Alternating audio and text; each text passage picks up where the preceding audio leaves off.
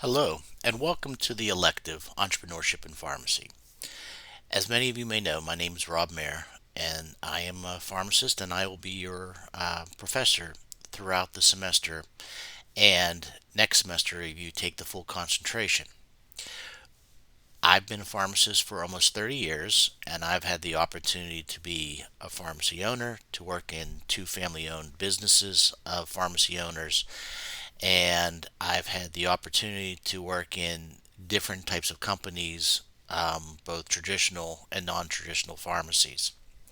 And so, what I hope to through this course is to be able to give you the opportunity to explore whether or not becoming an entrepreneur, starting your own business, is the right thing for you. I open up, before we go over the syllabus, two quotes that have stuck with me pretty much from high school to early college. And two of the quotes come from two different people in our American history. One is President Woodrow Wilson, the other is Steve Jobs, the founder one of the founders of Apple. President Wilson wrote the following quote: "We grow great by dreams.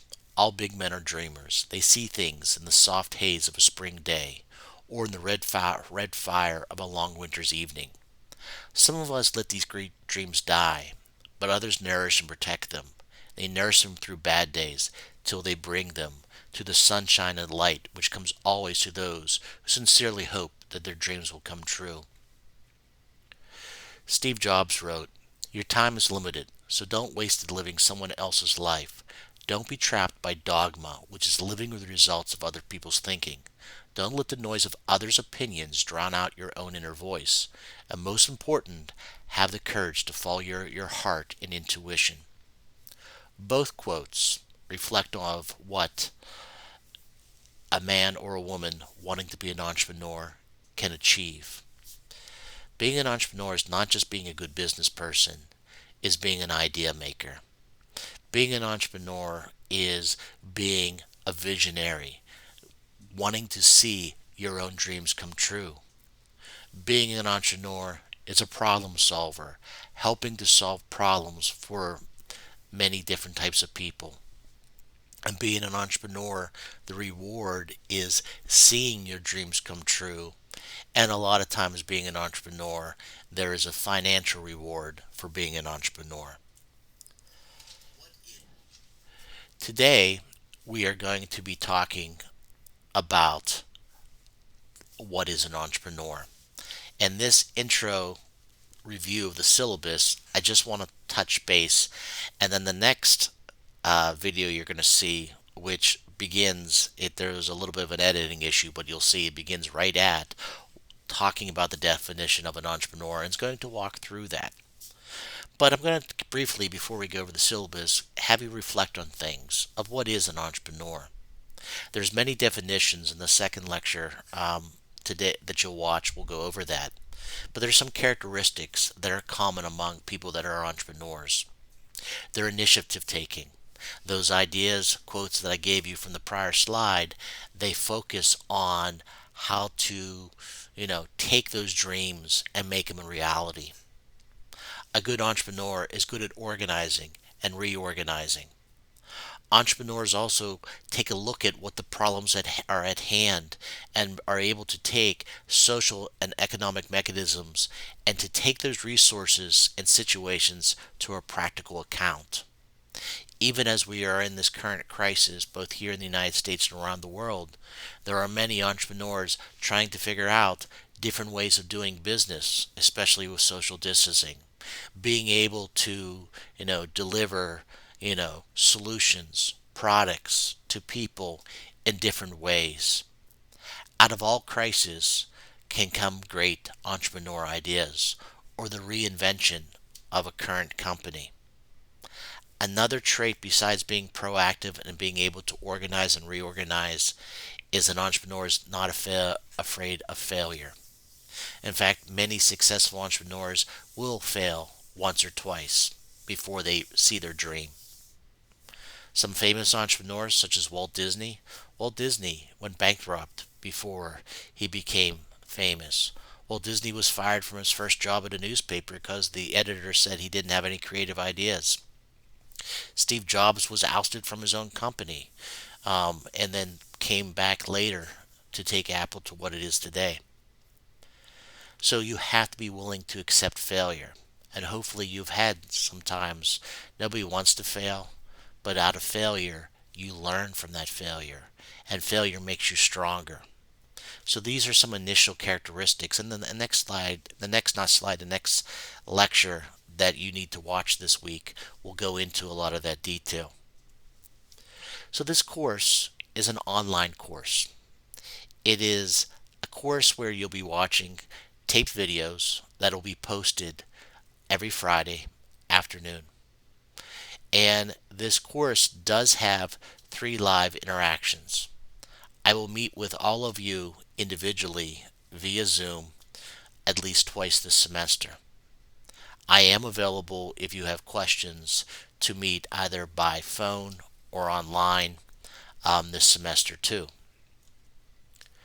What are we going to discover in this course this semester? This course is one of the required courses for the Entrepreneur Pharmacy concentration. However, this course you do not have to go on to take the second course next semester if you don't want to. I've had many students over the years discover they take this course and find out maybe they don't want to be an entrepreneur. And that's okay. But that's what this course is designed to do. To explore the idea, do you have the entrepreneur spirit? What skills do I need to be able to start my own business?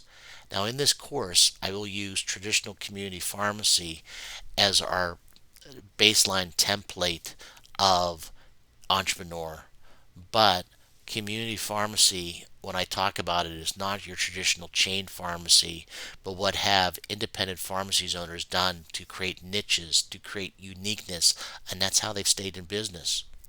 But community pharmacy is just our baseline. This course is also designed for those to explore other non-traditional pharmacy services.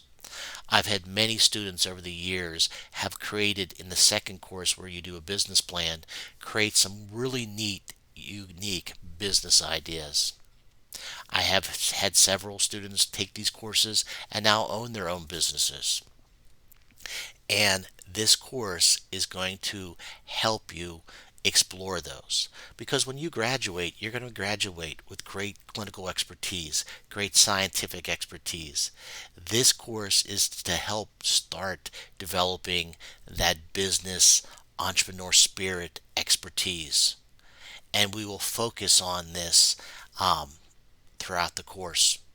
This course does not have a required textbook, but I will provide to you numerous articles each week that will supplement the live lectures.